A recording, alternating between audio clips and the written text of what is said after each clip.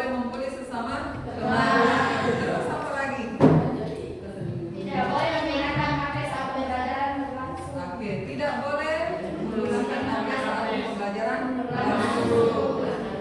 Sekarang ibu tanya lagi, apakah dari kesepakatan kelas tersebut ada yang menggunakan sistem sanksi? Oke, kalau misalkan sanksi, contohnya apa? Push up sama membayar, Bu. Push up sama membayar. Terus apa lagi?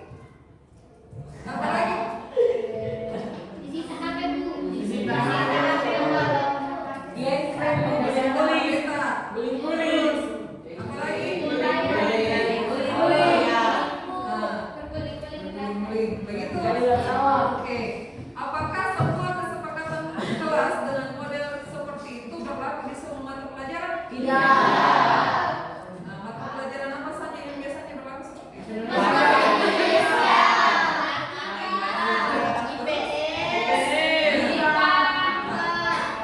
Oke. Nah, sekarang ibu tanya lagi. Dari kesepakatan yang kalian buat, prosesnya itu sudah kita setujui bersama dengan guru tak atau tidak? Sudah. Tidak ada istilahnya saya keberatan itu dengan hukuman ini. Setuju semua? Oke, baik. Nah, begini Dina, semua yang kalian lakukan selama ini terkait dengan kesepakatan kelas itu salah besar. Oke, itu salah besar. Ya. Sebuah kesepakatan kelas memang berisi aturan, Dina. Tapi tujuan dari aturan tersebut bukan untuk membatasi kita, bukan untuk memenjarakan kita, oke? Tetapi menanamkan nilai-nilai kebajikan untuk kita. Nah, apa itu nilai-nilai kebajikan? Ya. Oke. Nilai-nilai kebajikan adalah sifat-sifat positif manusia yang merupakan tujuan mulia yang ingin dicapai setiap individu. Jadi, dari kesepakatan kelas, seharusnya yang menjadi fokus utama tak adalah ini. Nilai-nilai sifat-sifat positif manusia yang merupakan tujuan mulia yang ingin dicapai setiap individu. Nah, menurut Tak, apakah di sekolah Tak sudah punya nilai-nilai kebajikan? Sudah. Nah, kalau sudah yang mana? Seperti apa itu nilai-nilai kebajikan? Hah? Jangan buat sama sembarangan. Hah? Apa nilai-nilai kebajikan di sekolah Tak?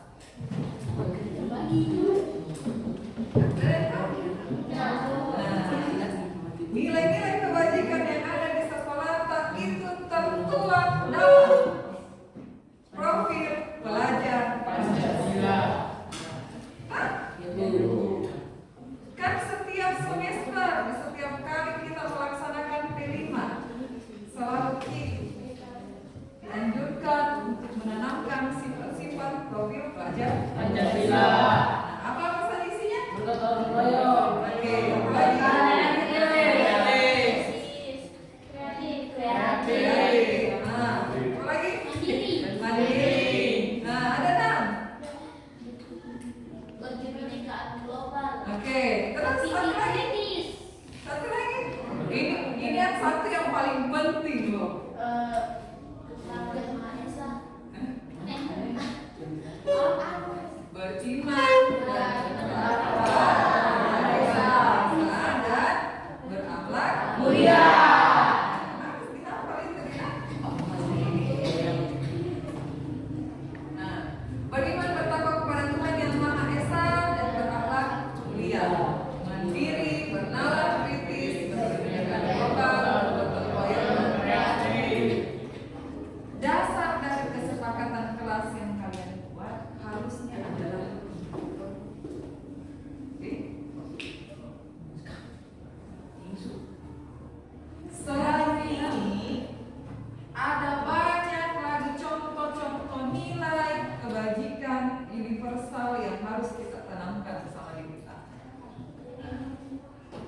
termasuk ini Ibu ada rangkuman 7 dan Ibu yakin pasti sering kita laksanakan tapi kita tidak sadar.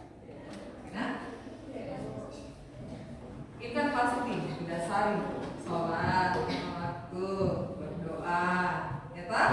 Nah, terus kalau mandiri bisa tak kerjakan tugas-tugas tak sendiri. Bukan hanya itu, ada keinginan dari diri tak untuk mau belajar, itu sudah masuk mandiri.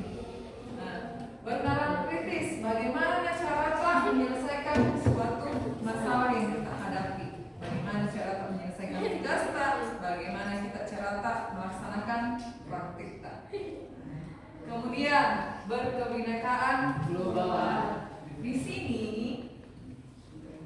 Ibu yakinnya 100% sudah kita laksanakan. Bentuk pelaksanaan apa? Dengan kita menerima sesama teman kita. Tidak ada sistem diskriminasi sama teman kita. Tidak ada istilah dalam ini orang kaya, orang miskin. Oke? Kemudian bergotong royong. Nah ini paling banyak. Contoh, kalau weekend Jumat bersih, kerjasama kita. Terakhir, kreatif. Kreatif itu lebih kepada bagaimana kita menciptakan sebuah apalagi namanya menciptakan ide-ide. Misal dalam menghias kelasta. Oke? Assalamualaikum warahmatullahi wabarakatuh. Bapak Ibu, adapun untuk diseminasi aksi nyata hari ini akan saya bawakan berhubungan dengan salah satu hal yang paling penting dan paling krusial yang akan kita lakukan apabila kita ingin membangun sebuah sekolah dengan fokus pendidikan yang berpihak pada murid. Dan Bapak Ibu, adapun judul materi yang akan saya bawakan hari ini adalah tentang budaya positif. Baik. Tujuan kegiatan kita Bapak Ibu akan ada beberapa materi. Ya, akan ada beberapa materi yang akan saya bawakan kepada Ibu, Bapak Ibu sekalian, yaitu yang pertama, bagaimana nantinya kita bisa memahami konsep seperti apa sih budaya positif tersebut. Yang kedua, memahami konsep makna disiplin, keyakinan kelas, hukuman dan penghargaan. Lalu ada 5 kebutuhan dasar manusia, restitusi dengan 5 posisi guru, serta segitiga restitusi. Nah, baik Bapak Ibu, sejatinya kita sebagai manusia Bapak Ibu memiliki kebutuhan dasar. Nah, kebutuhan dasar kita sebagai manusia itu dibagi menjadi 5 kategori. Yang pertama, kebutuhan dasar akan bertahan hidup. Nah, kebutuhan ini berhubungan dengan kesehatan, sandang, papan, dan juga pangan. Kemudian kebutuhan yang kedua ada kebutuhan akan kasih sayang dan rasa diterima. Nah, kebutuhan ini berhubungan dengan bagaimana kita bisa diterima di masyarakat, menjadi bagian dari suatu komunitas tertentu. Kemudian ketiga ada kebutuhan akan kebebasan. Kebutuhan akan kebebasan berhubungan dengan bagaimana kita memiliki kemerdekaan untuk kita sendiri dalam menentukan pilihan. Kebutuhan ketiga ada kebutuhan penguasaan. Nah, Bapak Ibu, kalau kebutuhan penguasaan dia berhubungan dengan bagaimana kita diakui oleh masyarakat. Bagaimana masyarakat menerima, mengakui apa yang kita miliki, potensi apa yang kita miliki. Dan terakhir, kebutuhan akan kesenangan. Kebutuhan akan kesenangan berhubungan dengan kebutuhan tak akan merasa bahagia, merasa senang, merasa gembira, ingin tertawa, dan perasaan-perasaan senang yang lain-lainnya, Bu. Nah, Bapak Ibu, secara sadar dan tidak kehidupan kita sehari-hari, kita selalu berusaha untuk memenuhi 5 kebutuhan dasar ini. Usaha-usaha pemenuhan kebutuhan dasar kita tersebut dipicu oleh namanya motivasi. Ya. Bapak Ibu, ada sebuah teori motivasi menurut Dian Hussein. Motivasi inilah yang mempengaruhi perilaku manusia, mempengaruhi manusia dalam bertindak. Motivasi tersebut yang pertama adalah motivasi untuk menghindari ketidaknyamanan atau hukuman. Ya. Motivasi ini Bapak Ibu biasanya timbul karena kita merasa kita tidak ingin terkena masalah. Kita lebih baik menghindar. Kita tidak ingin terkena sesuatu yang berdampak negatif bagi kita, baik secara fisik maupun secara psikologis kita. Dan kebutuhan motivasi ini juga biasanya muncul karena kita secara tidak sadar berpendapat bahwa saya tidak akan mendapatkan kebutuhan dasar saya jika saya tidak melakukan hal ini. Misal, kita menghindari suatu hukuman karena kita berpikir saya akan mendapatkan rasa sedih kalau saya kena hukuman, padahal yang saya inginkan itu perasaan senang.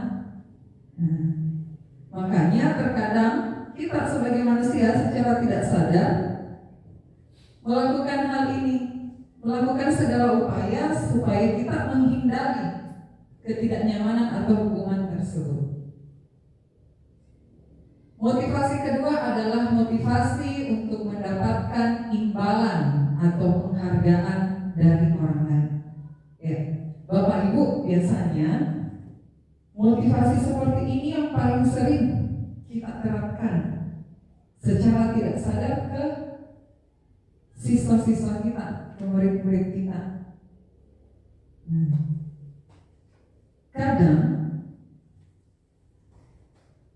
anak-anak atau murid-murid biasanya akan melakukan sesuatu jika diiringi oleh imbalan atau penghargaan. Karena ada kebutuhan akan kasih sayang dan rasa diterima, ada kebutuhan akan dihargai, makanya mereka melakukan hal tersebut. Ada motivasinya. Ketiga, motivasi untuk menjadi orang yang mereka inginkan dan menghargai diri sendiri dengan nilai-nilai yang mereka percaya. Biasanya Bapak Ibu, motivasi ini timbul karena kita ingin melakukan suatu kebaikan. Contoh, kita terbiasa dengan kehidupan bersih. Biasanya secara otomatis, secara tidak sadar naluriah, kita akan melaksanakan kegiatan bersih-bersih karena kita ingin apa yang ada di sekitar kita itu bersih karena ada nilai yang kita percayai. Berhubungan dengan disiplin positif Bapak Ibu, motivasi ketiga inilah yang harus kita tanamkan pada peserta didik kita, pada murid-murid kita. Ya. Saya lanjut Bapak Ibu. Kita masuk ke hukuman, konsekuensi dan juga restitusi. Baik, Bapak Ibu, kalau kita mendengar ketiga kata ini, apa yang biasa terlintas di pikiran kita? Kalau hukuman itu seperti apa? Ya, kalau hukuman berhubungan dengan apa biasanya Bapak Ibu? Ya, pelanggaran. Oke, terus apa lagi? Ada sanksi. Oke, kalau konsekuensi bagaimana? Ada akibat dari perbuatan. Ya. Terus kalau restitusi? Ada yang pernah dengar tentang restitusi Bapak Ibu? Ya. kemarin berhubungan dengan salah satu topik di TMM kita yang berjudul disiplin positif. Ya, jadi saya harap setelah saya memaparkan materi ini bisa membantu Bapak Ibu mengerjakan topik tersebut. Jadi ada lagi nanti tambahan sertifikat tak satu. Ya. Tapi ini sudah ada gambaran masing-masing di tata Bapak Ibu tentang hubungan. Seperti apa itu contohnya biasa kalau hubungan? Disuruh berdiri. Iya, apa lagi Bu? Biasanya kalau hubungan, contohnya seperti apa? Membersihkan toilet. Kemudian apa lagi Pak? Disuruh push up. Ya. Kalau konsekuensi contohnya apa? Ya.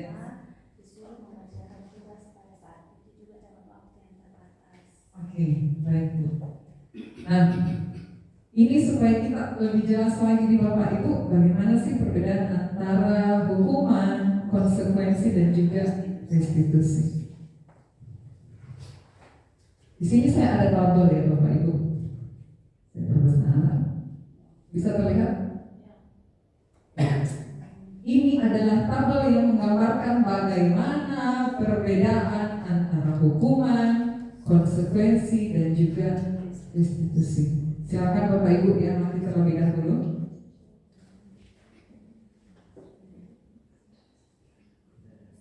Oke, Bapak Ibu bagaimana? Sudah ada gambaran tidak kira-kira tentang seperti apa sih hukuman itu sebenarnya, kalau konsekuensi itu seperti apa, dan restitusi itu seperti apa?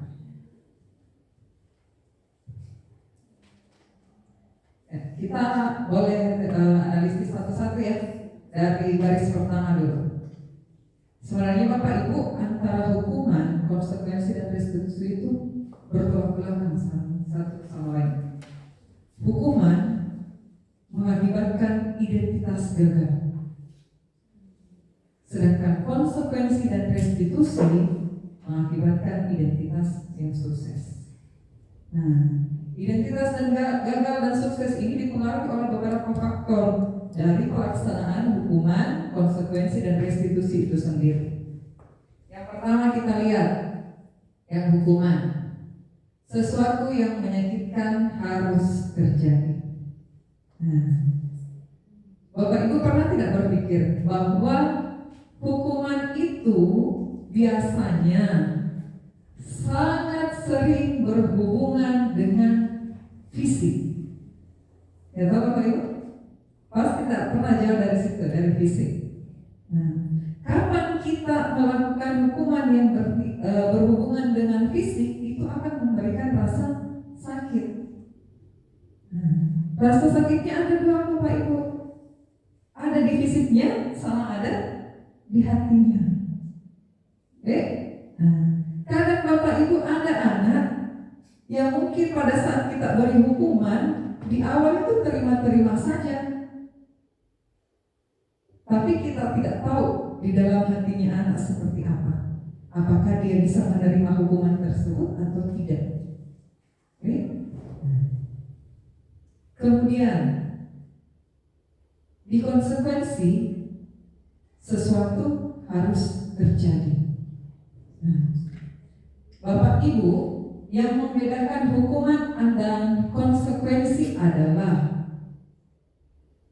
kalau hukuman tidak ada istilah perjanjian antara pihak guru dengan anak, sedangkan konsekuensi ada.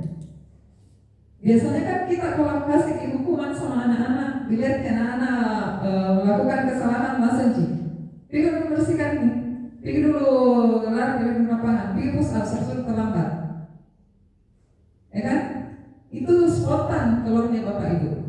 Dan kadang bagi anak akan menimbulkan rasa tidak nyaman. Sedangkan kalau konsekuensi, dia punya perjanjian antara guru dan juga murid. Antara pihak guru dengan murid ada istilahnya apa ya? Ya, ada kesepakatan. Jika kamu terlambat masuk ke kelas 10 menit, maka yang harus kamu lakukan adalah ini. Sebagai sanksinya adalah ini. Kan biasa sih. Sejarah dasar kita terapkan di Bapak Ibu. Dan biasanya Bapak Ibu konsekuensi itu bersifat sementara aja. Pada saat anak melakukan sanksi, setelah itu anak merasa saya sudah melakukan sanksi saya sudah melaksanakan konsekuensinya, tidak bakalan dimarahi mak lagi, tidak bakalan mak lagi. Berbeda dengan hukuman Bapak Ibu, ini tidak ada persetujuan dari anak. Kita lakukan secara refleks, maka dia akan menimbulkan ketidaknyamanan dalam jangka waktu panjang. Nah, berikutnya restitusi. Restitusi Bapak Ibu memunculkan pilihan. Pilihannya dari mana? Dari anak itu sendiri. Kita sebagai guru cuma memfasilitasi anak. Memfasilitasi anak, membantu anak bagaimana caranya dia bisa menyelesaikan masalahnya sendiri. Semua solusi berasal dari anak, tanpa ada campur tangan dari kita sebagai guru. Dan biasanya Bapak Ibu dari kebebasan tersebut, ini kan di restitusi ada pemenuhan kebutuhan dasarnya anak Bapak Ibu. Kebutuhan akan kebutuhan akan merasa diterima, merasa didengarkan. Dia bebas menentukan pilihannya seperti apa. Dari kita memberikan kebebasan tersebut, maka akan menguatkan pribadinya anak, identitasnya anak. Anak akan merasa dihargai, anak merasa didengarkan, merasa diterima. Nah, kemudian yang ketiga, korban mendapatkan keadilan. Ya, paham ini Bapak Ibu, korban mendapatkan keadilan. Nah, biasanya kan seperti ini Bapak Ibu, kalau anak-anak melakukan sebuah kesalahan, apalagi sama temannya, kalau kita tidak menggali lebih dalam, menganalisis siapa sebenarnya yang salah, baru kita kadang mendengarkan satu kalimat dari satu sisi cerita, kita akan langsung menghukum anak yang di cerita tersebut. Yang satu, pihak yang satu aman, tidak mendapatkan hukuman sama sekali, karena ceritanya dia di situ yang jadi korban. Dia di situ pihak yang pihak yang di pihak yang teraniaya. Sedangkan yang satu yang kena cerita kita anggap sebagai pihak yang bersalah.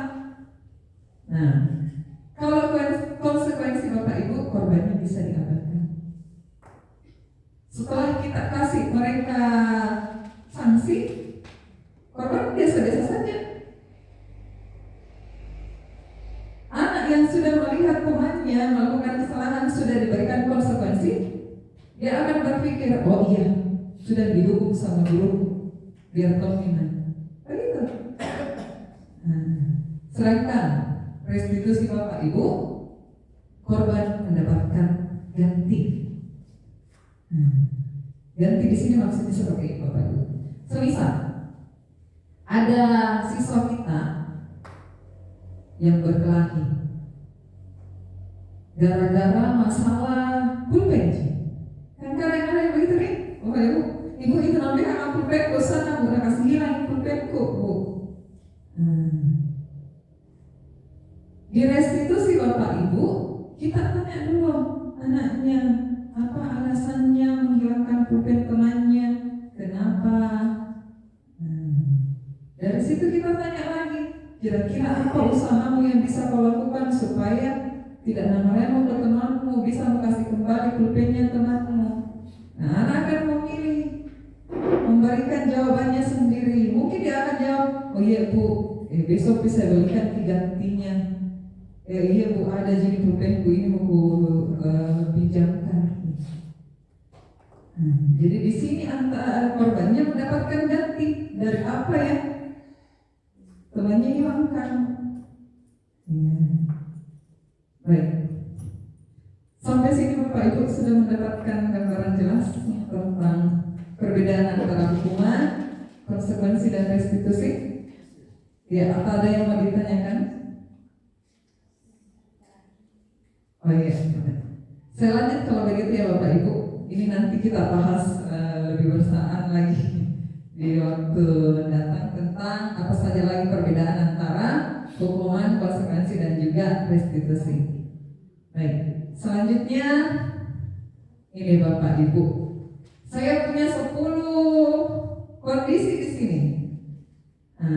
Bapak Ibu saya ajak untuk menentukan di antara 10 kondisi ini mana sih kira-kira yang masuk hukuman, mana yang masuk konsekuensi, sama mana yang masuk di restitusi. Silakan Bapak Ibu, saya kasih waktu 5 menit menganalisis dari nomor 1, 2 sampai 10 itu kira-kira masuk kategori apa? Sudah Bapak Ibu? Boleh kita mulai ya? Nomor 1 itu masuk apa Bapak Ibu? Hukuman. Ya, ada yang bisa jelaskan kepada saya kenapa masuk hukuman Bapak Ibu? Boleh, lain saudara.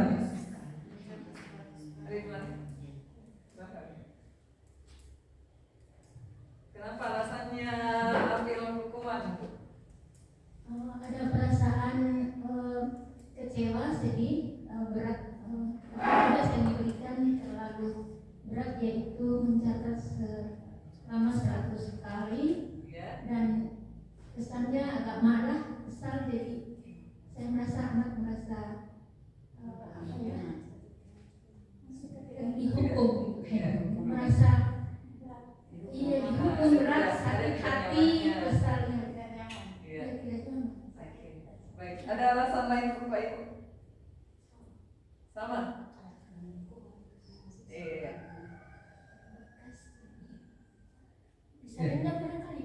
Iya, terima kasih Bu atas jawabannya. Jadi betul ya Bapak Ibu, nomor 1 itu masuk kategori hukuman. Gara-gara anak terlambat sekolah, kita kasih dia hukuman menulis 100 kali. 1 itu akan menimbulkan perasaan tidak nyaman sama anak. Anak akan mulai mengeluh, banyak nih Bu. Terlambat jadi 5 menit, banyak disuruh tulis. Kemudian alasan keduanya sebenarnya Bapak Ibu, karena ini refleks kita kasih.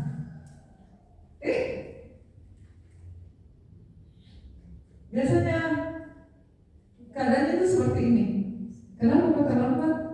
Anda untuk menulis tulis itu 100 lembar, 100 kali tulis, saya tidak akan terlambat lagi ke sekolah.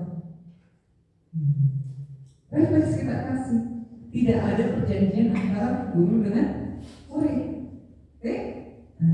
Kalau nomor 2 Bapak Ibu, lari mengelilingi lapangan basket 2 kali karena terlambat hadir di sekolah. Hukuman. Bagaimana? Setuju? Nomor 2, lari mengelilingi lapangan basket 2 kali karena terlambat hadir di sekolah. Hukuman, konsekuensi atau restitusi? Oke, hukuman ya Bapak Ibu. Karena hampir sama Bapak Ibu, nomor 1 situasinya. Kalau nomor 3, mengapa dikatakan konsekuensi? Oke, boleh.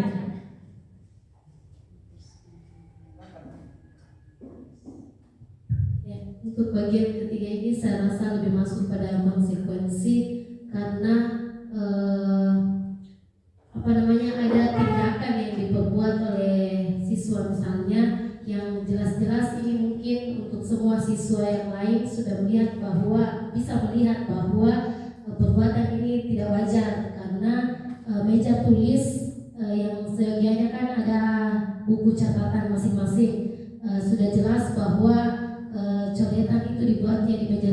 yang jelas mengganggu kebersihan kelas, sehingga saya rasa kalau membersihkan coretan yang telah dibuat oleh siswa sendiri di meja tulis itu merupakan konsekuensi dari apa yang tidak wajar yang telah dilakukannya, dan saya rasa itu tidak cukup berat seperti hukuman yang menimbulkan ketidaknyamanan, karena malah akan membuat siswa kita ini lebih bertanggung jawab terhadap dan lebih berhati-hati terhadap apa yang harus dan tidak harus dilakukan. Mungkin seperti itu. Oke, baik. Terima kasih Bu Uni atas jawabannya. Luar biasa sekali. Aplaus dulu Bapak Ibu. Iya, jadi bisa kita tarik kesimpulan dari jawabannya Ibu Uni tadi dari Bapak Ibu, bahwa sebenarnya di nomor 3 itu secara tidak langsung ada peraturan yang ditegakkan. Ada aturan. Kau tidak boleh mencoret-coret meja. Sebagai sanksinya supaya meja tersebut kembali bersih, bersihkan sendiri. Nomor 4 masuk ke hukuman. Iya, baik. Nomor 5. Iya, restitusi. Sama, hampir sama situasinya nomor 3 nih Bapak Ibu. Iya. Nomor 6 hukum. Iya. 7. Murid diminta bertelanjang kaki sepanjang hari karena tidak menggunakan sepatu warna hitam sesuai peraturan sekolah. Konsekuensi atau hukuman? Konsekuensi atau hukuman Bapak Ibu? Hukuman. Kenapa nggak hukuman?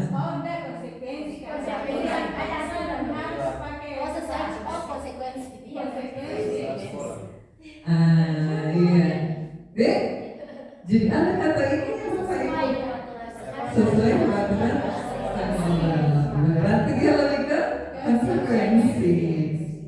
Nah ini yang sebenarnya harus membedakan antara hukuman dan konsekuensi itu sangat sulit Bapak Ibu, karena beda tipis. Iya. Nah, kita maju ke nomor 8, membersihkan tumpahan air di meja tulis karena tersenggol pada saat belajar. Oke, baik. Konsekuensi. 9. Konsekuensi. Kenapa konsekuensi nomor 9?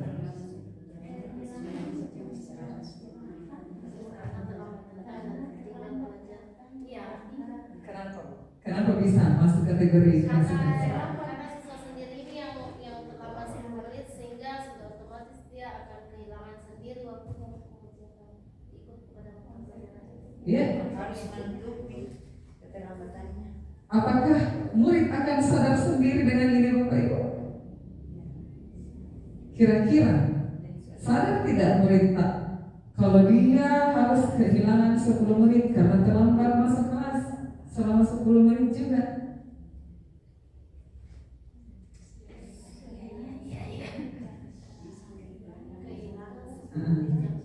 Kehilangan 10 menit jam istirahat untuk mengerjakan tugas karena terlambat datang dan tertinggal pelajaran selama 10 menit. Konsekuensi atau hukuman?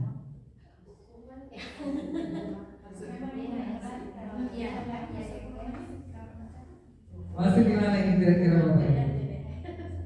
Ya? Hukuman. Hukuman. Oke. Nomor 9 itu sebenarnya masuk konsekuensi. Kenapa konsekuensi?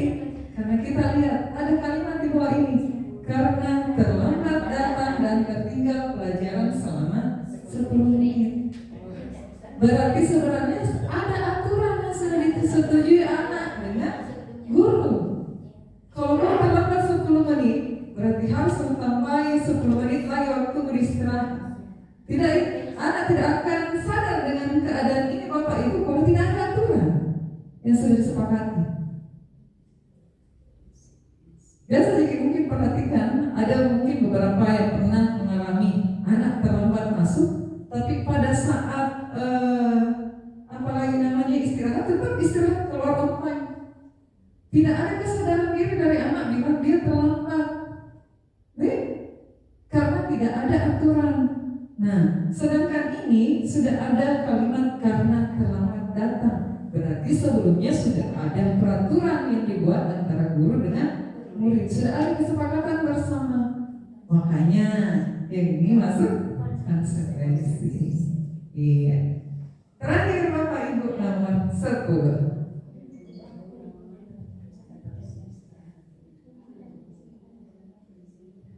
Duduk di bangku di pinggir lapangan pada jam istirahat, tidak diizinkan bermain oleh guru piket atau mencederai teman saat bermain di lapangan. Konsekuensi atau hukuman?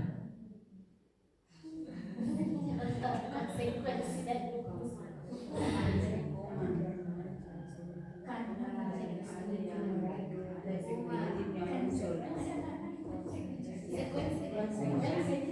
Oke, kita polling malah terbagi dua nih, kamu tak ada yang jawab hukuman, ada yang jawab konsekuensi. Yang jawab hukuman, angkat tangan dulu. Hukuman. Oke, 3 orang. Kalau konsekuensi? Ada orang yang 4, 5, 50-50. Oke, boleh Bu sudah memberikan alasan kenapa pilih hukuman tadi? Jujur Bu, kita sangat susah membedakan antara hukuman dan konsekuensi. Tetapi di awal pemahaman saya pribadi, mudah-mudahan kalau masih keliru, lewat tempat inilah kita untuk bisa sharing untuk memahami lebih jelas.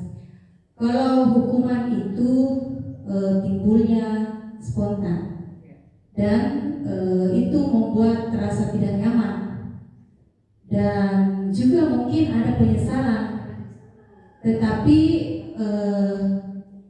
karena spontan berarti dia lebih kepada spontannya, bukan disengaja. Kemudian kalau konsekuensi ada aturan yang disepakati sebelumnya dan itulah yang dilanggar sehingga kita harus menerima konsekuensinya. Pernyataan di nomor 10, kalau menurut saya mencederai teman itu jika di awal ada berbunyi peraturan seperti itu sangat jarang. Kalau sesuai pengalaman saya, karena yang diatur biasa di kesepakatan kelas itu kadang tidak muncul bahasa mencederai teman karena kita menganggap bahwa itu sangat-sangat jarang terjadi, dan itu pun kalau terjadi sangat tidak ada unsur kesengajaan. Karena itu saya mengambil kesimpulan adalah hukuman. Artinya kejadian ini spontan terjadi dan kita juga refleks memberikan hukuman kepada anak itu yang memang sebelumnya tidak ada aturan yang mengatur hal itu, tapi karena tiba-tiba terjadi, kita juga selaku guru refleks memberikan tindakan itu. Seperti itu sih untuk pendapat saya, Bapak Ibu. Kita dengarkan pendapat mungkin dari yang konsekuensi. Terima kasih jawabannya Bu Sida. Nah, itu tadi alasannya pegang hukuman di Bapak Ibu. Kalau konsekuensi tadi, Bu Ani sama Budara, siapa yang bisa kasih saya alasan? Kenapa pilih konsekuensi? Bu Ani atau Budara? Beda mungkin kalau anak TK Bu memang dilarang untuk mencederai karena memang ada aturannya. Ya. Susah, hukuman konsekuensi.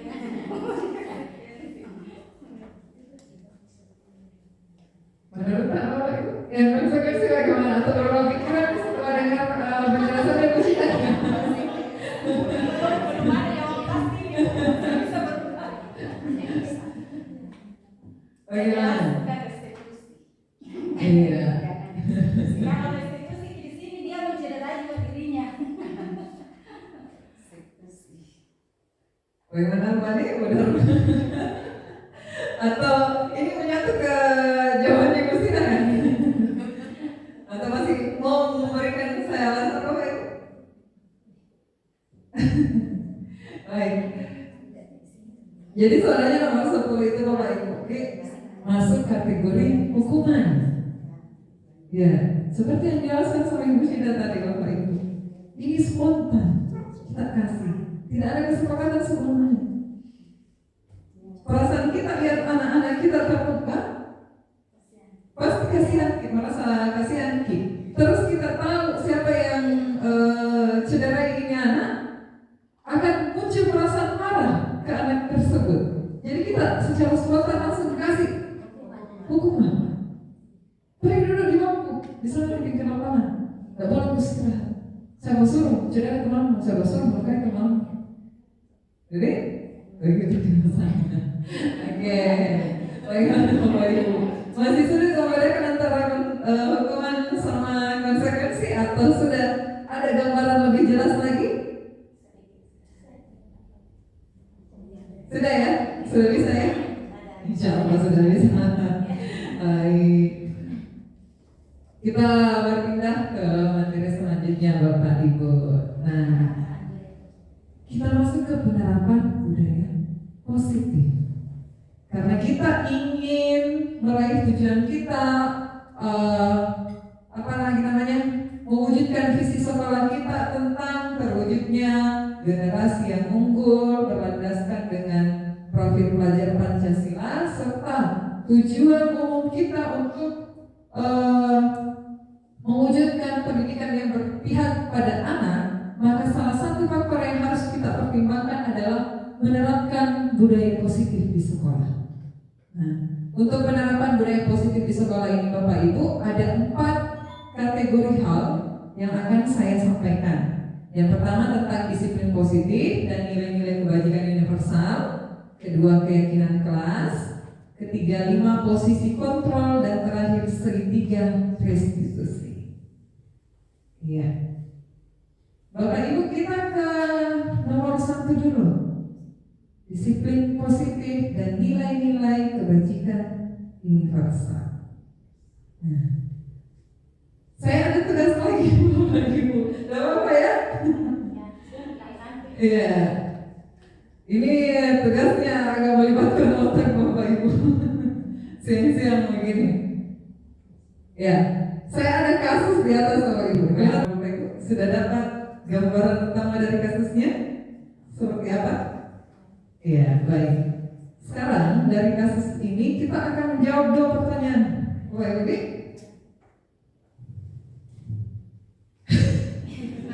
saya bacakan begitu. Pertanyaan pertama, berdasarkan teori motivasi yang telah Anda pelajari yang sudah saya sampaikan tadi, Bapak Ibu, yang 3. Oke? Nah, menurut Bapak Ibu, kira-kira motivasi apa yang mendasari murid-murid kelas 2 itu untuk bersedia berdiri antri sebelum masuk kelas? Bisa di scroll ke Iya, jadi saya bacakan sampai balik. Ya. Kedua, adakah cara lain agar murid-murid kelas 2 bersedia antri di depan kelas tanpa diberikan penghargaan stiker bintang? Oke, jadi pertanyaan pertama, motivasi apa yang mendasari anak-anak? Kedua, apakah ada cara lain kira-kira selain memberikan stiker bintang tersebut? Oke, kita lihat kembali dari sini. Motivasi pertama untuk menghindari ketidaknyamanan atau hukuman. Kedua, untuk mendapatkan imbalan atau penghargaan dari orang lain. Ketiga, untuk menjadi orang yang mereka inginkan dan menghargai diri sendiri dengan nilai-nilai yang mereka percaya. Nah, dari kasus tadi Bapak Ibu, kira-kira motivasi apa yang mendasari? Ada yang mau jawab? Ibu Ras? Bu Hasna? Bu Wendy? Bu Dharma? Oh ya, Bu Zina. ya, sepertinya ini seru, cuma ada juga faktor lain.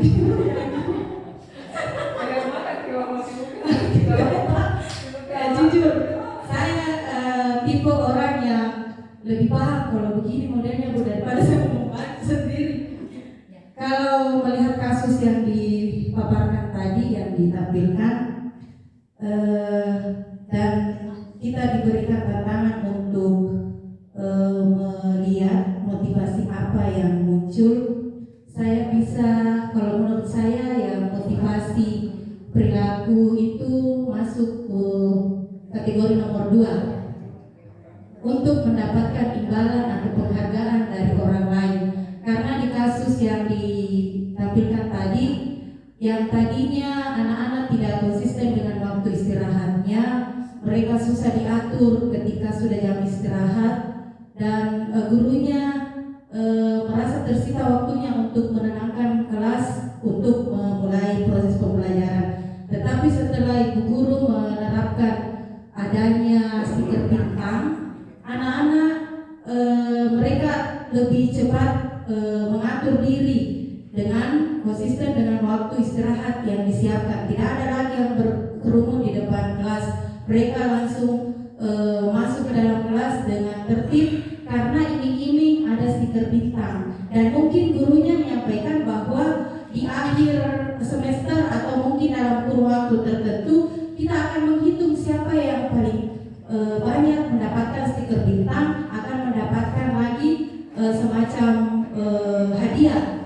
Dan jadi dia mendapatkan dua kali penghargaan pada saat itu yang spontan diberikan ketika dia yang paling tertib, dan di akhir nanti setelah kurun waktu yang disepakati atau sudah disampaikan oleh Ibu Anas, dia akan mendapatkan lagi hadiah kalau dia yang mendapatkan stiker bintang terbanyak. Kemudian atau sampai di sini dulu. Boleh dilanjutkan? Ya, ada lanjutan dari Ibu. Iya.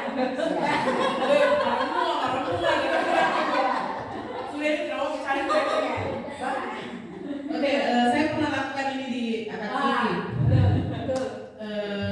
Saya memberikan motivasi kepada siswa bahwa saya akan memberikan, dan itu terpajang di samping, Bapak Ibu pernah lihat saya pajang di samping papan tulis. Jadi yang saya kasih stiker itu adalah siswa yang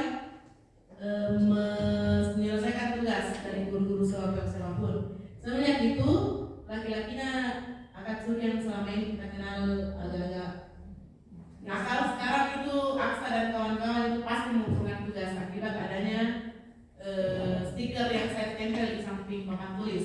Dan itu saya berikan begitu karena saya tanya bahwa yang banyak stikernya nanti saya akan berikan hadiah. Jadi itu saya juga nomor 2 untuk mendapatkan imbalan atau penghargaan dari orang lain. Dan selain itu mereka juga berlomba-lomba mengumpulkan tugas kepada guru mapel yang bersangkutan. Jadi tidak ada lagi dulu 9-2-nya yang terlambat mengumpulkan tugas gara-gara adanya stiker itu. Dan itu juga saya masukkan ke aksi nyata disiplin positif dan terbit sertifikatnya, jadi berarti sudah benar. Terima kasih. Ya, tepuk tangan. Oke, sudah tepuk tangan. Sedikit Bu, sebelum lanjut.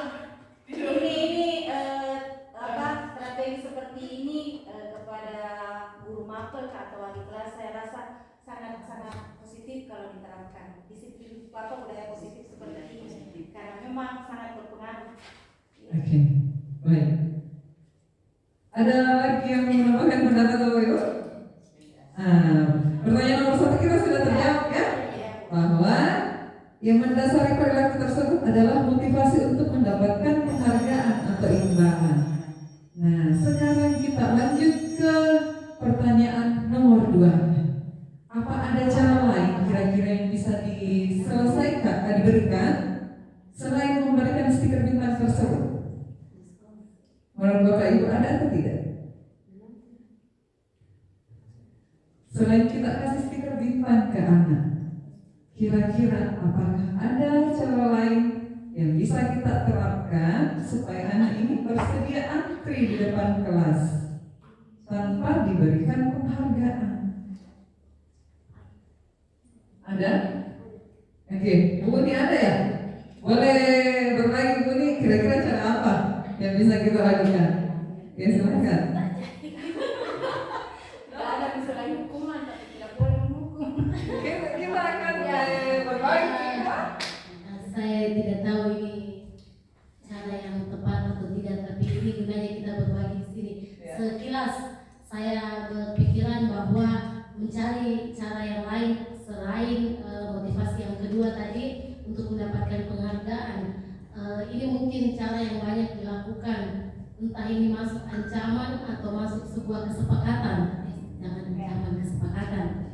Itu di poin motivasi yang pertama untuk menghindari hukuman atau apa tadi itu. Ya, jadi mungkin kita akan membuat sebuah kesepakatan kepada mereka bahwa sebelum masuk kelas harus ada satu fase yang dilewati, yaitu antri dengan berbaris dan rapi di depan kelas sebelum masuk ke ruang kelas. Kita akan membuat kesepakatan bahwa yang tidak patuh atau yang tidak melakukan hal ini, kita akan menyepakati bentuk sanksi yang akan diterima jika ini tidak dilakukan, karena ini akan menjadi rutinitas setiap sebelum masuk kelas, sehingga ini rasanya perlu dilakukan sebuah kesepakatan. Jika ada yang melanggar atau yang tidak melakukan seperti rutinitas positif ini, antri dulu dan berbaris dengan rapi dulu di depan kelas sebelum masuk.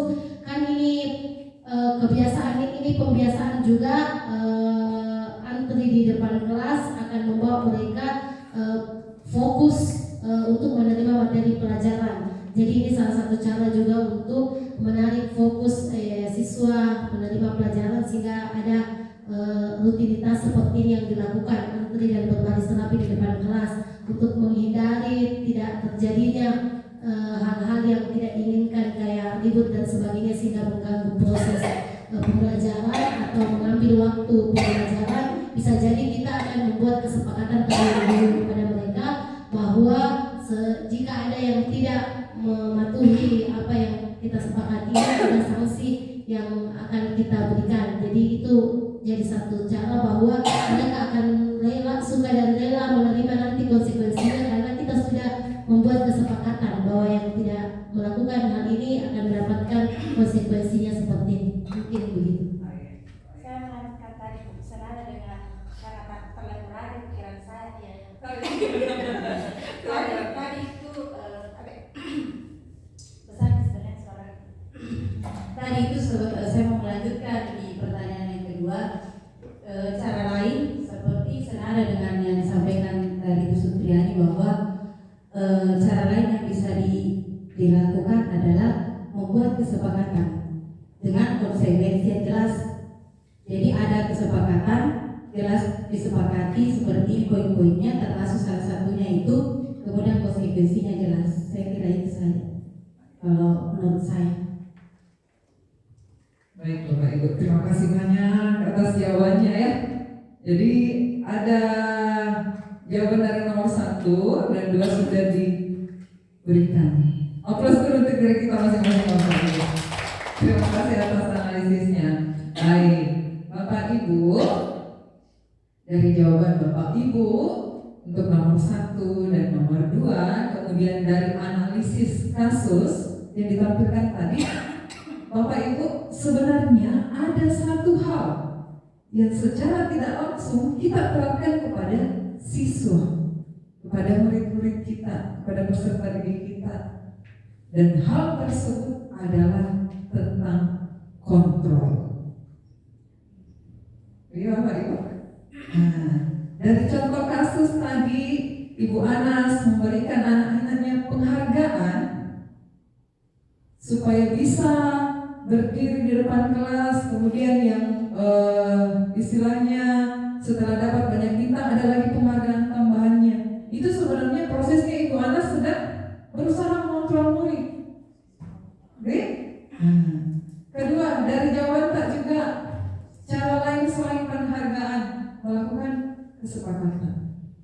Secara tidak langsung Bapak Ibu, kita sedang melakukan kontrol sama anak.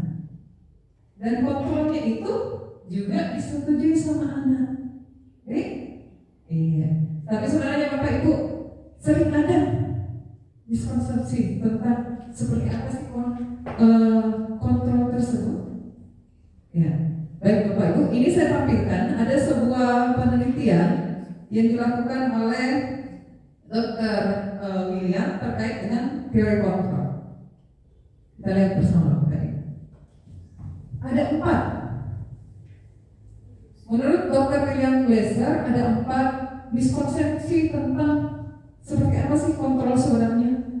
Yang pertama, ilusi guru mengontrol murid. pada dasarnya kita tidak dapat memaksa murid untuk berbuat sesuatu kalau murid tak memilih untuk tidak melakukan hal tersebut. Tidak bisa dipaksa anak Bapak Ibu. Walaupun kadang kita menyuruh anak, walaupun itu anak tidak setuju, tapi tetap kita lakukan, itu sebenarnya cuma ilusi. Seolah-olah kita bisa perintah anak, seolah-olah kita bisa kontrol anaknya. Tapi di situ sebenarnya ada juga kesadaran dari anak, memberikan kita kebebasan, istilahnya mengizinkan kita untuk mengontrol anak tersebut. Oke? Nah, contoh tadi di kasusnya Ibu Anas, anak-anak dikontrol dengan diberikan penghargaan berupa stiker bintang. Nah, anak-anak kenapa mengikuti peraturannya Ibu Anas? Karena ada kebutuhan dasarnya yang terpenuhi, kebutuhan akan kesenangan, merasa senang dipuji sama orang lain, makanya dibiarkan dikontrol, biarkan dia kontrol dirinya, dibiarkan disuruh-suruh berbaris di depan kelas karena dapat stiker bintang. Ya Bapak Ibu. Yang kedua, ilusi bahwa semua penguatan positif efektif dan bermanfaat. Penguatan positif atau bujukan adalah bentuk-bentuk kontrol. Segala usaha untuk mempengaruhi murid agar memulai suatu perilaku tertentu adalah suatu usaha untuk mengontrol murid tersebut. Contoh Bapak Ibu, kita kadang bilang begini, ya nak, bagusnya itu dilihat kelas tak kalau bersih, cantiknya. Ayo kita kerja gini anak, bagus ini untuk kita. Bagus nanti hasilnya kita dapat. Itu bujukan, pemberian kalimat-kalimat positif, dikuatkan ke anak. Tapi sebenarnya Bapak Ibu, dari pemberian kita melakukan hal-hal tersebut, anak akan bergantung pada pujian, bergantung pada hal-hal positif yang kita bilang. Karena Bapak Ibu jujur, ini terjadi sama diri saya sendiri dan ke anak wali saya Bapak Ibu. Saya perhatikan ya, selama 3 tahun ini saya bersama mereka, saya perhatikan ada seperti ini yang terjadi pada saya. Di awal mereka masuk sekolah, kan supaya istilahnya kita mungkin mendekatkan diri sama anak, atau berpikir bagaimana caranya supaya saya bisa dapatkan kepercayaannya anak, bagaimana anak supaya bisa mau ikut sama saya. Iya. Dan kadang kan karena anak betul senang kalau dipuji-puji apa, dikasih karir, ya dikasih karir. Ya nah cantik itu dilihat malahan, wih bangga itu guru-guru tak lihat rajin loh. Dan setelah saya lakukan seperti itu, Bapak Ibu jujur, selama 2 tahun anak wali saya itu tidak mau melakukan sesuatu kalau tidak ada persetujuan dulu dari saya. Maksudnya bukan persetujuan dalam istilah, walaupun itu hal terkecil Bapak Ibu.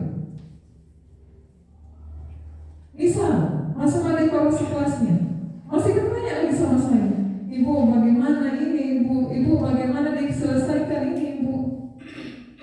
Dan jujur Bapak Ibu, feedback yang saya dapatkan, saya merasa terbebani dalam hal, saya merasa anak wali saya tidak mandiri. Mereka tidak bisa membuat keputusannya sendiri, harus terus bertanya kepada saya. Makanya Bapak Ibu, dari apa yang terjadi sama saya itu, saya melakukan refleksi. Kira-kira apa sih yang sudah saya lakukan selama ini sehingga mereka berperilaku seperti itu. Nah, dari situ yang mungkin saya sadari adalah ini, karena pengalaman positif yang saya berikan Bapak Ibu. Sisa saya jadi bergantung sama pujian, bergantung sama penghargaan. Dan dari situ saya sekarang memulai Bapak Ibu. Saya sekarang memulai memberikan mereka kebebasan. Belajar sedikit demi sedikit memberikan mereka kebebasan menentukan apa yang mereka lakukan di dalam kelas mereka. Ya. Nah, karena saya tidak mau istilahnya sampai mereka lulus mereka bergantung 100% sama saya Bapak Ibu. Ya. Ilusi ketiga, ilusi bahwa kritik dan membuat orang merasa bersalah dapat menguatkan karakter. Menggunakan kritik dan rasa bersalah untuk mempermudah menuju pada identitas gagal. Mereka belajar untuk merasa buruk tentang diri mereka. Mereka mengembangkan dialog diri yang negatif. Kadang Bapak Ibu secara tidak sengaja di kelas bilang, Wiana, tidak kasihan anak bodoh. Capek, gue ini baru setengah mati, mas saya ingatkan ke tugas tetapi tidak ada sekali kita kerja. Masa biar begini tidak tahu sayangnya? Kasihan kita sama ibu ya, gak kasihan kita sama nunu tak di rumah. Nah, kalimat-kalimatnya seperti itu saudaranya Bapak Ibu menimbulkan rasa bersalah pada anak. Apalagi kadang anak yang memang sudah dekat sama kita di luar kelas, muncul rasa bersalahnya, gara-gara tidak bekerja tugasku, mami, ibu, istri, dan sama saya. Hasilnya ini merasa buruk anak sama dirinya Bapak Ibu. Dengan kata-kata tak saja yang seperti itu, anak-anak kan merasa buruk karena anak berpikiran guru yang dia apalagi senangi merasa kecewa sama dia, ya. Dan itu akan menimbulkan identitas gagal. Baik. Keempat, ilusi bahwa orang dewasa memiliki hak untuk memaksa. Ini yang paling banyak biasanya kadang tidak sadar kita lakukan Bapak Ibu. Baik. Apalagi dengan posisi kita sebagai guru. Banyak orang dewasa yang percaya bahwa mereka memiliki tanggung jawab untuk membuat murid membuat hal-hal tertentu. Apapun yang dilakukan dapat diterima selama ada sebuah kemajuan berdasarkan sebuah pengukuran. Saya gurumu kan, kerja gitu, dengar Kak, saya gurumu. Karena secara tidak sengaja kita bilang hal tersebut Bapak Ibu. Dipaksakan sama anak, karena kita merasa kita orang tuanya. Kita lebih dewasa dari mereka, kita lebih tahu daripada mereka.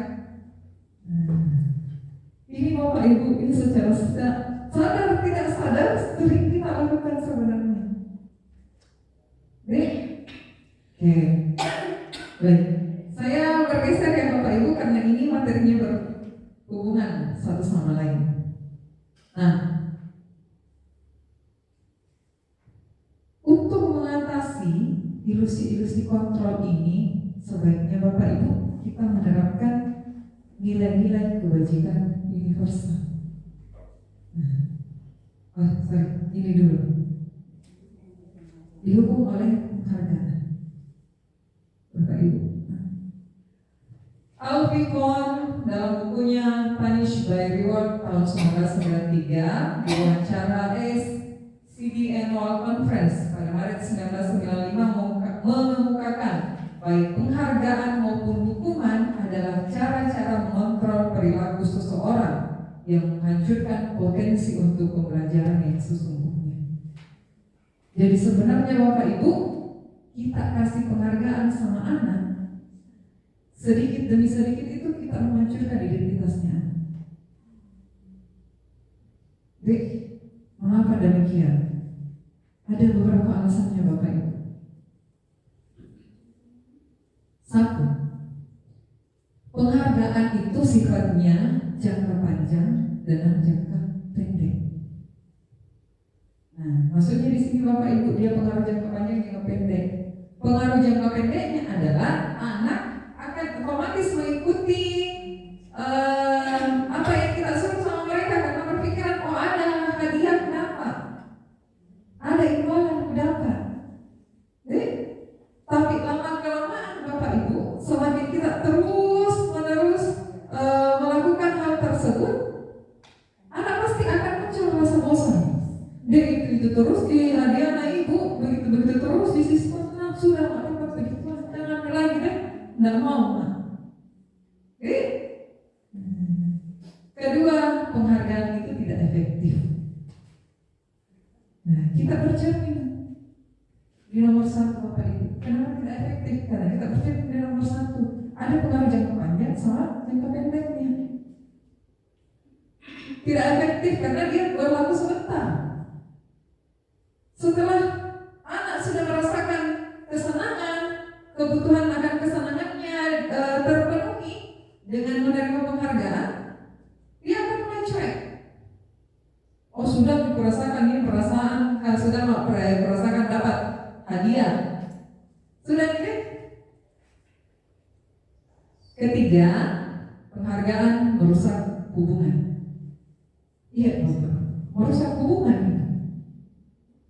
Hubungan apa? Hubungan antara sesama siswa dan juga hubungan dengan guru. Penghargaan merusak hubungan antara siswa karena begini Bapak. Terkadang kalau kita memberikan penghargaan sama satu anak, pasti anak yang lain akan timbul rasa iri. Timbul rasa iri Bapak Ibu. Dia kadang akan baru kesimpulan, wih ibu toh itu tidak temani dekat jadi tutor tidak kasih hadiah kita ini yang tidak pernah kodong yang biasa-biasa aja tidak pernah kita kasih hadiah. Kenapa itu sana dan saking mami ambisius sekali dapat penghargaan. Nah, dari kata-katanya itu Bapak Ibu ada rasa iri kepada temannya, kemudian ada yang muncul pikiran negatif sama gurunya. Nabi Rani, karena itu terus di guru pernah kasih hadiah ini saya kayak kucilkan, guru tidak memperhatikan. Nah, jadi rusak hubungan Bapak Ibu dengan anak. Keempat, penghargaan mengurangi ketepatan. Nah, maksudnya begini Bapak Ibu. Pernah nggak Bapak Ibu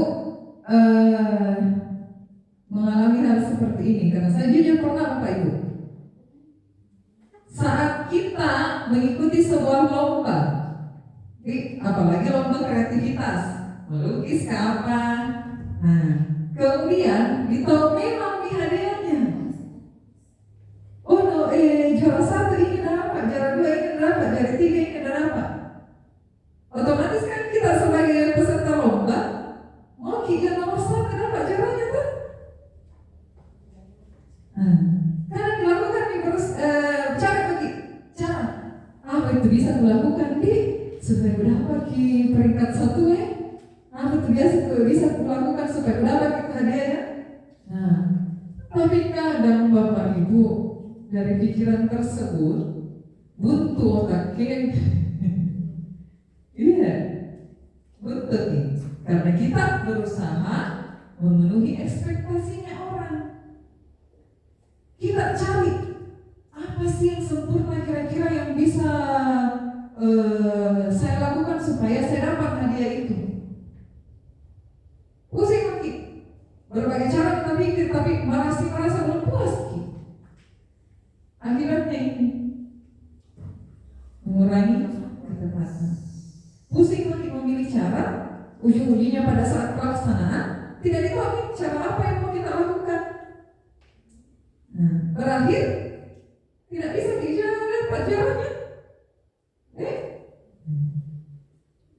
Penghargaan menurunkan kualitas. Sama Bapak Ibu. Dengan poin nomor 4, sama-sama membatasi kreativitas. Sama dengan nomor poin 5 juga.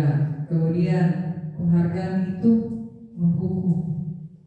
Kenapa menghukum Bapak Ibu? Karena sebenarnya secara tidak langsung dengan kita memberikan penghargaan kepada murid, berarti kita berharap murid kita bisa melakukan hal tersebut. Nah, Kalau tidak bisa Mina lakukan itu, murid kan tidak bisa Mina penuhi. Merasa bersama dengan anak kan? Merasa tidak enak nih, karena tidak bisa kita penuhi ekspektasi kita. Terakhir, motivasi dalam diri. Anak-anak tidak punya motivasinya sendiri untuk melakukan sesuatu, Bapak Ibu. Kalau selalu diiming-imingi penghargaan, selalu dikasih hadiah, dia akan terus melakukan aktivitas, mau melakukan aktivitas karena ada hadiah, tidak ada inisiatifnya sendiri. Itu yang bahaya, Bapak Ibu. Jadi sebenarnya tak boleh biasakan.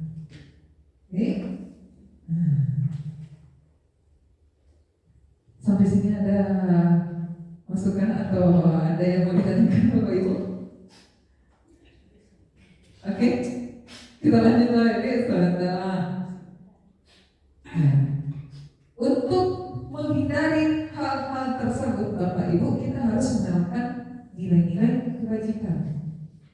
Nilai-nilai kebajikan adalah sifat-sifat positif manusia yang merupakan tujuan mulia yang ingin dicapai setiap individu. Bapak Ibu, ada menurut tak? Di sekolah kita sendiri itu sudah punya nilai-nilai kebajikan atau tidak? Ada. Ya, kalau ada, di mana kita bisa lihat nilai-nilai kebajikan tersebut? Menurut Bapak Ibu? Di visi-misi. Di mana kita bisa lihat nilai-nilai kebajikan yang dimiliki sekolah tak? Oke, buat silakan. Kalau pemahaman saya Bu, nilai-nilai kebajikan itu misalnya penerapannya dulu di dalam kelas. Saya masuk di kegiatan pembelajaran untuk menerapkan nilai-nilai kebajikan itu di awal pembelajaran biasanya Pak sapa, salam, terus ada yang menyampaikan kata-kata penyemangat gitu supaya bisa pasti pelajari materi sekarang. Kemudian kalau nilai kebajikan yang saya misalkan di sini dari ketika pembelajaran berlangsung, kemudian ketika ditutup juga pembelajaran di salam, ucapan syukur setelah pembelajaran hari ini selesai. Itu nilai kebajikan yang saya bisa sampaikan pada saat pembelajaran. Mungkin masih ada nilai kebajikan yang lain di lingkungan sekolah. Terima kasih jawabannya Ibu Ani. Oke, Bapak Ibu, sebenarnya dari jawabannya Ibu Ani itu adalah contoh penerapan nilai-nilai kebajikan. Contoh penerapan bagaimana kita berusaha menerapkan, mengimplementasikan nilai-nilai kebajikan ini. Nah, nilai kebajikan di sekolah Bapak Ibu terletak di ada di profil pelajar Pancasila. Iya, ini Bapak Ibu nilai-nilai kebajikan yang selalu kita kemudakan ke anak-anak, yang selalu kita anjurkan kepada anak-anak untuk dilakukan. Ada satu, beriman dan bertakwa kepada Tuhan Yang Maha Esa dan berakhlak mulia. 2, berkebinekaan global. 3, bernalar kritis. 4, gotong royong. 5, mandiri. 6, kreatif. Dari ini sebenarnya Bapak Ibu nggak sadar mungkin. Tapi ini yang selalu dikumandangkan setiap P5, setiap upacara, setiap kali kita belajar di kelas. Dasarnya adalah ini, nilai-nilai kebajikan ini.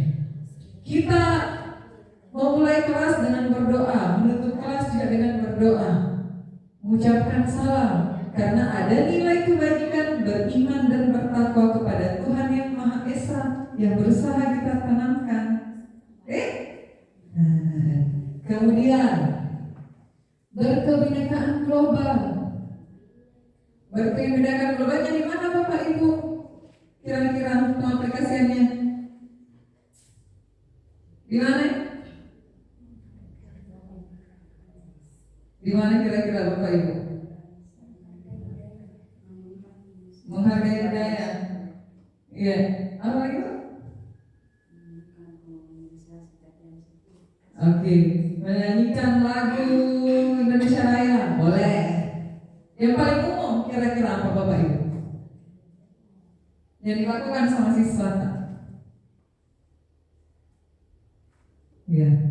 Yang paling umum berkaitan dengan nilai kebinekaan global yang paling sering dilakukan sama siswa adalah berteman dengan sesama.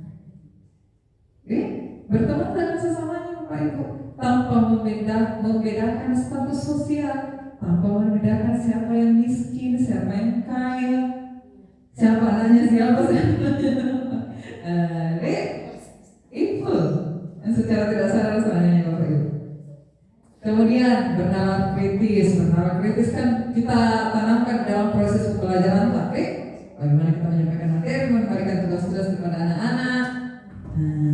Kalau gotong royong Bapak Ibu, di mana kita lakukan biasanya?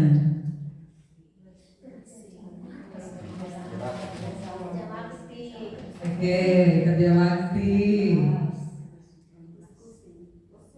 Kira-kira kegiatan apa? Kegiatan sekolah yang berhubungan sama kerja bakti.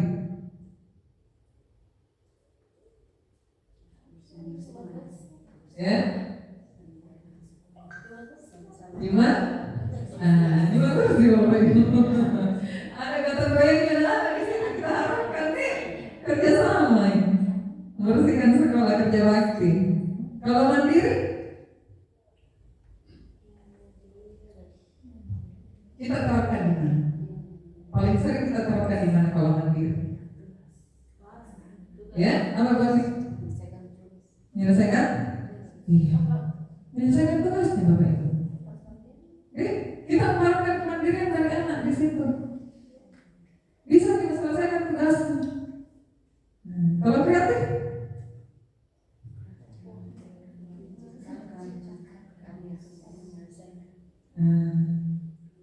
Menciptakan ide-ide. Kreatifnya di mana? Kira-kira kegiatan di sekolah yang kita tanamkan? Di pelaksanaan pelaksanaan P5 Bapak Ibu. Dilihat di situ kreativitasnya anak. Oke. Bisa dipahami sampai sini Bapak Ibu? Mudah-mudahan masih sedikit-sedikit lagi slide tadi. Ya, kita lanjut. Selain pelaksanaan tersebut di atas Bapak Ibu, di mana kita bisa menerapkan nilai-nilai kebajikan universal, terutama profil pelajar Pancasila adalah dengan membuat keyakinan kelas. Nah, ini yang sangat penting sebenarnya Bapak Ibu, yang jadi fokus utama saya ini. Biasanya Bapak Ibu kan kemarin itu kita sudah dianjurkan sama Pak Sektor untuk membuat kesepakatan kelas. Ada di kita buat? Ada kita buat Bapak Ibu? Ada? Oke. Boleh saya tahu bunyinya kesepakatan kelas tak seperti apa? Oke, Bu Hasma, silakan Bu. Kasih contoh. Apa kesepakatan kelas tadi? Jadi kesepakatan kelas yang kami buat khususnya di kelas 82, yang pertama datang tepat waktu. Kemudian yang kedua tetap menjaga kebersihan kelas, tidak boleh makan dan minum selama pelajaran berlangsung. Saya kira cukup. Baik. Ada baik Bu Ani atau Bu Ani? Ada kesempatan kelas lagi lagi? Dapat apa? Kita mau satukan persepsi bagaimana sebenarnya kesepakatan kelas itu yang baik. Kalau saya terkait dengan pelajaran saya ketika proses, jadi saya mengatakan selama proses pembelajaran jangan ikut. Kemudian jangan mengganggu teman, mungkin itu sudah jangan ikut juga. mengumpulkan tugas tepat waktu dan bersungguh-sungguh. Itu saja. Terima kasih Bu Mas sama Bu Wani atas jawabannya. Ya, Bapak Ibu, dari contoh kesepakatan kelas yang diutarakan sama Ibu Hasma dan Ibu Ani, ada beberapa poin sebenarnya yang menarik perhatian saya. Yang pertama dari Ibu Hasma, tidak boleh makan dan minum di kelas. Kalau dari Ibu Ani, jangan ribut, kemudian jangan mengganggu temannya. Sebenarnya Bapak Ibu, dengan kita membuat kesepakatan kelas tersebut, kita berusaha mengontrol murid, membatasi kreativitasnya murid. Karena apa? Ada kata negatif yang tersampaikan. Jangan dan tidak. Artinya dibatasi anak. Sebenarnya Bapak Ibu, saya kadang begini, tidak tahu bilang ada di teman-teman yang hadir di sini atau tidak. Saya pernah dapat pengalaman begini saat saya buat kesepakatan kelas di kelas 82. Begini, saya kan minta anak-anak sampaikan apa saja kesepakatan kelas yang mau kita laksanakan. Nah, setelah itu saya tuliskan di atas kesepakatan kelasnya mereka masing-masing.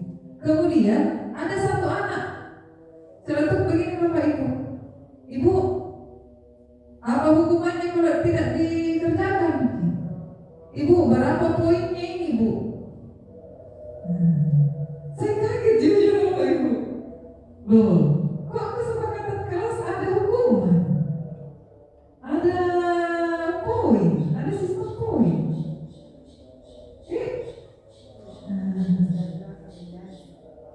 Dari yang kita pelajari tadi kan Bapak Ibu begini. Dengan kita memberikan hal tersebut berarti menimbulkan motivasi ke anak untuk menghindari ketidaknyamanan sama hukuman. Anak akan berusaha menegakkan keyakinan kesepakatan kelasnya dengan dasar, dengan pikiran, oh tidak mau dapat hukuman.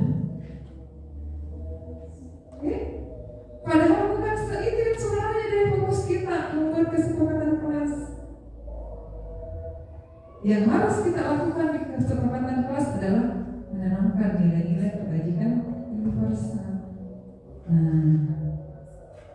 Dengan kita menanamkannya, kita bisa membuat keyakinan kelas. Bisa dibaca Bapak Ibu, keyakinan kelas itu bersifat lebih abstrak daripada peraturan yang lebih rinci dan konkret. Sama contoh tadi Bapak Ibu, kalau peraturan tidak boleh makan, tidak boleh minum, tidak boleh mengganggu teman, jangan ribut di kelas, jangan berbicara keras, itu lebih rinci. Tapi kalau kita balik ke keyakinan kelas, paling bunyinya begini Bapak Ibu, menjaga ketentraman kelas. Dengan menjaga ketentraman kelas, otomatis anak tidak akan bisa ribut, tidak bisa mengganggu temannya, tidak makan, tidak minum di kelas. Kedua, keyakinan kelas berupa pernyataan universal. Sama kayak tadi Bapak Ibu. Jadi satu mau kalimat tampil, tapi mencakup banyak nih isinya di dalam. Pernyataan keyakinan kelas senantiasa di dalam dibuat dalam bentuk positif. Iya, boleh. Sebenarnya ada negatifnya karena ada kata tidak, ada kata jangan. Iya, kita ganti ke bentuk yang lebih positif. Nih, menjaga kebersihan kelas, menjaga ketentraman kelas, menjaga keamanan kelas. Ya begitu saja. Kemudian keyakinan kelas sebenarnya tidak terlalu banyak sehingga mudah diingat dan dipahami oleh warga kelas. Nah, saya alami sendiri nih Bapak Ibu, jujur. Yang baru-baru saya buat ini keyakinan kelas itu ada sampai 10 poin. Saking banyaknya sampai saya tanya sama anak, masih saya ingat keyakinan anak kesepakatan kelas yang dibuat. Anak buka dulu, yang mana itu Ibu? Tidak ada sedih. Karena terlalu banyak mengapa Bapak Ibu. Apalagi belum lagi kesepakatan kelas di apa lain. Baru Bapak Ibu saja sudah 10 poin, banyak mana apa, bagaimana Bapak lain? Ya, kemudian keyakinan sekelas sebaiknya sesuatu yang dapat diterapkan di lingkungan tersebut. Cari nilai-nilai kebajikan. Kira-kira apa sih yang bisa saya lakukan, yang bisa saya terapkan di sini sesuai kondisi Bapak Ibu. Kemudian semua warga kelas hendaknya ikut berkontribusi dalam pembuatan keyakinan kelas lewat kegiatan curah pendapat. Nah ini kalau bikin keyakinan harus ditanya itu anak-anak, apakah mereka bersedia, walaupun mungkin kita dengar itu konsepnya konsekuensi, tapi sebenarnya ada persetujuan dari anak yang kita minta. Terakhir, bersedia meninjau kembali keyakinan kelas dari waktu ke waktu. Jadi Bapak Ibu, keyakinan kelas itu sifatnya tidak harus itu saja, boleh berubah, menyesuaikan dengan keadaan kita. Apa yang kita rasa setelah mengimplementasikan keyakinan kelas ini, apa yang kita rasa masih kurang dari anak, boleh ditambahkan. Tapi kembali lagi, harus ada persetujuan dari anak. Oke? Jadi Bapak Ibu bisa kita ganti kira-kira ini kesepakatan kelas tak? Oke, baik.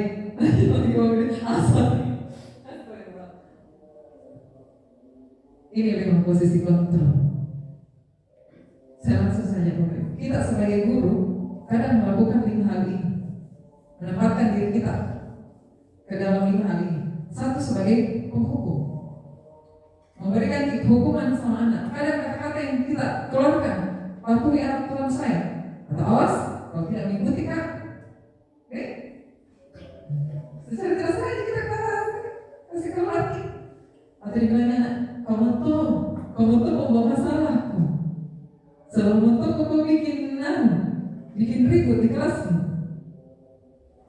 Terakhir, kamu tuh itu paling lambat.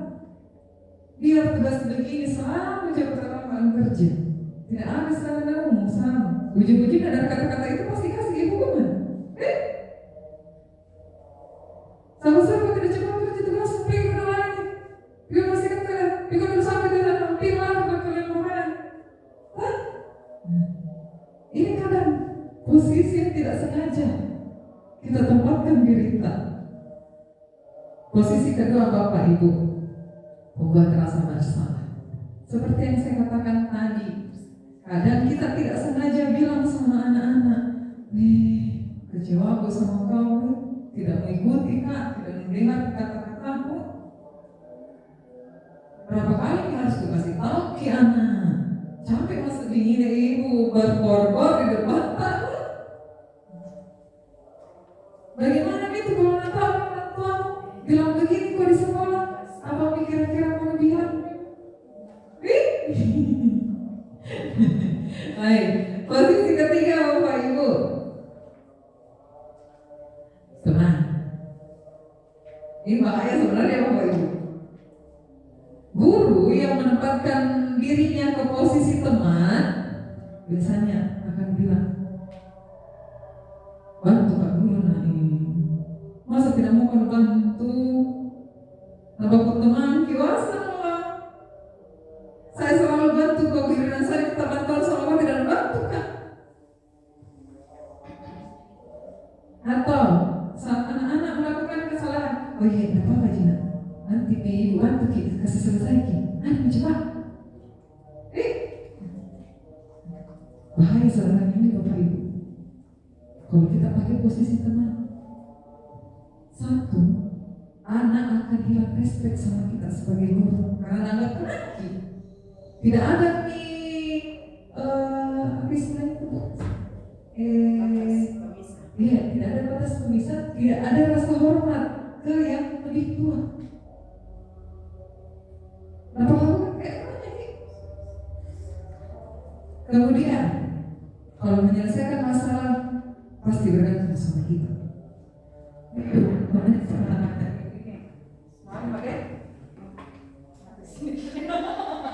Baik saja loh.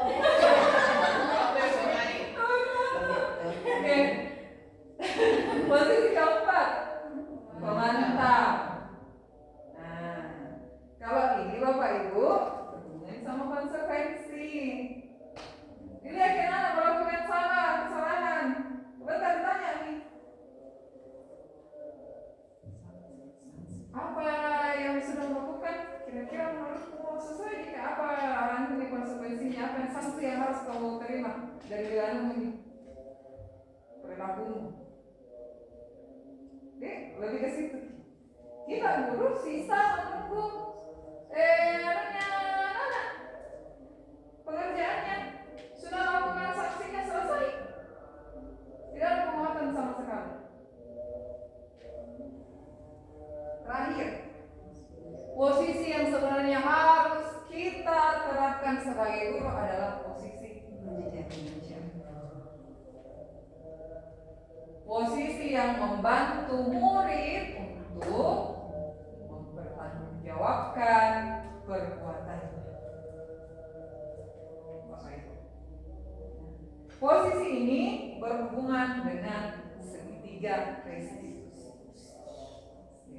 Saya katakan tadi bahwa kalau restitusi di situ kita berusaha membantu anak mencari solusi atas apa yang sudah dia lakukan, membantu mempertanggungjawabkan tindakannya. Jadi ini manajer.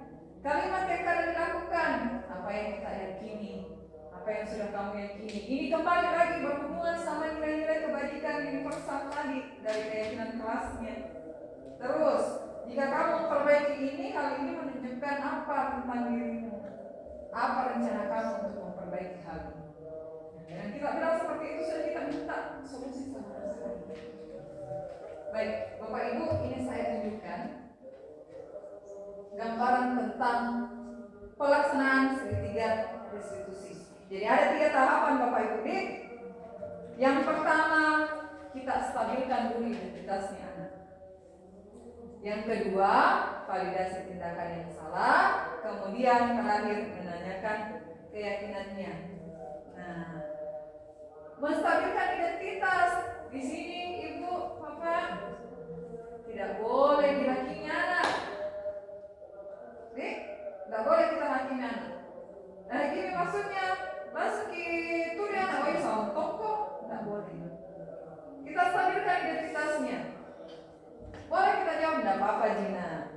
Setiap orang pernah Ji melakukan kesalahan. Tidak apa-apa Ji. Ibu juga pernah berbuat seperti itu. Setelah kita stabilkan identitasnya anak merasa, oh iya, tidak masalah ya saya lakukan gini karena orang lain juga pernah. Kita mulai validasi tindakan yang salahnya. Validasi tindakan salahnya adalah dengan kita tanyakan alasannya kenapa. Dari hasil kita tanyakan alasannya tersebut, kita boleh kasih dia penguatan. Oh, tidak apa-apa Jina, karena ada memang alasan tak terlakukan gitu, ada dasar tak, tidak masalah. Tapi harus diperbaiki, harus ada usaha tak untuk bisa lebih baik lagi karena alasan itu. Dan karena alasan itu kita tidak melakukan hal yang lebih buruk, karena ada alasannya. Terakhir, menanyakan keyakinan. Di sini ditanya di Bapak Ibu, sudah minta alasannya. Tanya anak, kira-kira anak kan kau punya alasan seperti ini tadi, tapi menurutmu apakah perbuatan tersebut sudah benar? Menurutmu sudah sesuai dengan nilai-nilai keyakinan yang kamu anut atau tidak? Beri kesempatan anak berpikir, menjawab. Apakah yang dia lakukan, perbuatan yang dia lakukan itu sudah sesuai dengan nilai-nilai yang dia tanamkan? Baru setelah itu kita tanya, kira-kira solusi apa yang bisa dia berikan untuk memperbaiki perbuatannya tersebut. Itu dikasih opsi anak menyelesaikan masalahnya sendiri, mempertanggungjawabkan masalahnya. Jadi Bapak Ibu, ini yang harus kita lakukan. Apa segitiga restitusi sebenarnya karena di sini saya berusaha tanya alasannya dulu anak, kenapa dia melakukan itu. Kemudian anak kasih alasannya sama saya. Dari alasan tersebut, saya melakukan validasi tindakannya. Karena anak bilang seperti itu sama saya. Saya hilangkan buku, tapi saya sudah berusaha cari buku meja belajar buku, di tempat tidurku, di bawah kolonnya pun juga sudah saya cari tapi tidak dapat itu. Nah, di sini saya validasi tindakannya salah. Saya bilang, oh iya tidak apa-apa Dina. Kan sudah Tommy juga berusaha kita cari juga. Nah, terus saya tanya keyakinannya, tapi menurut anak memang ada yang usaha tapi menurut tak betul gitu kan tak dengan kita melakukan itu kasih hilang buku tak. Nah, anak akan bilang tidak itu salah kamu karena kasih hilang bukunya. Nah, setelah itu saya tanyakan ke mereka, kira-kira anak apa bisa dilakukan supaya terganti ini buku, karena kan kita sendiri Bapak Ibu ini kan ada peraturan tak harus diganti buku yang hilang. Nah, solusi yang ditawarkan sama anak, dia akan mengganti bukunya dengan jalan cari buku bekas, atau dia bisa tanya sama temannya siapa yang kira-kira punya buku begitu, atau siapa yang bisa bantu dia untuk beli buku seperti itu. Oke Bapak Ibu. Sebenarnya yang seperti itu yang harus diterapkan sama anak. Jangan langsung menghukum, jangan langsung memberikan sanksi.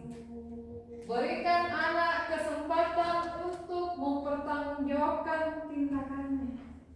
Karena dengan begitu anak akan merasa dihargai, merasa dianggap ada. Oh iya, nah kasih kesempatan guruku, berarti percaya aja ini guruku bahwa bisa selesaikan ini masalah. Di Bapak Ibu? Oke, baik. Kita sampai di akhir waktu Bapak Ibu. Terima kasih banyak sudah berapa? Ada mungkin hampir 2 jam sebenarnya ini saya sita waktu tak. Tapi mudah-mudahan Bapak Ibu dengan apa yang saya paparkan hari ini bisa memberikan pengetahuan baru sama Bapak Ibu. Karena sebenarnya saya juga demikian Bu. Sebelum saya belajar ini, saya banyak salahnya juga. Iya, banyak miskonsepsi yang saya terima. Tapi setelah saya belajar ini, setelah melakukan penguatan sama fasilitator saya, instruktur saya sadar Bapak Ibu ternyata apa yang selama ini saya lakukan itu salah. Dan alhamdulillah, walaupun mungkin belum ada terlihat hasil, tapi saya sudah berusaha melakukan perubahan sedikit demi sedikit. Bapak Ibu pun demikian. Jadi saya harap Bapak Ibu mulai melakukan perubahan sedikit demi sedikit. Jadi Bapak Ibu, tidak apa-apa walaupun hasilnya lama, tidak apa-apa, tapi setidaknya ada usaha tak. Oke? Pendapat saya tentang situasi saat itu, saya sangat senang dan suka kepada respon yang diberikan oleh guru kepada siswa. Karena pada saat itu siswa merasa sangat tegang dan mendapatkan respon yang baik dan menyenangkan oleh guru tersebut. Pendapat saya tentang situasi ini yaitu saya merasa senang mendapatkan respon seperti itu dari guru. Dari itu saya merasakan kebebasan dalam menyelesaikan masalah saya sendiri.